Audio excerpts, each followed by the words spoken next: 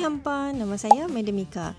Ini adalah antara Link Bridge. Antara Link Bridge di Genting Highland adalah jambatan berbumbung sepanjang kira-kira 15 hingga 20 minit berjalan kaki bermula daripada stesen kabel kar Awana Skyway Chin Swee Station sampai ke Resort World Genting. Kalau hampa setia dekat antara residen, hampa akan nampak tulisan antara yang ikonik ni.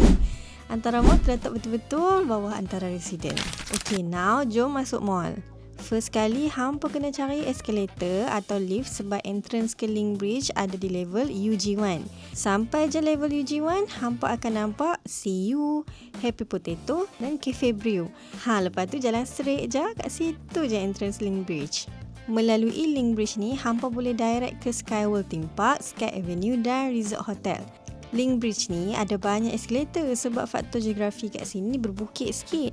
Untuk yang bawa stroller atau wheelchair, memang tak disarankan guna Link Bridge ni. Bagi saya, eskalator kat sini agak banyak, tinggi dan curam. Walaupun laluan dia straight je, tapi macam mendaki sikit. Penat juga sebenarnya kalau jalan kaki ikut sini. Lepas tu, hampa kena jalan kaki melalui laluan ni, terus je sampai hampa jumpa kawasan parking yang macam ni. Ini adalah area parking Resort Hotel. Untuk ke Sky Avenue, hampa jalan straight je sampai jumpa laluan eskalator macam ni. Lepas tu, naik tangga dan jalan je ikut laluan ni. Sampai hampa jumpa News dan H&M yang terletak di level 3. Jalan je straight, lepas tu hampa akan jumpa Sky Avenue.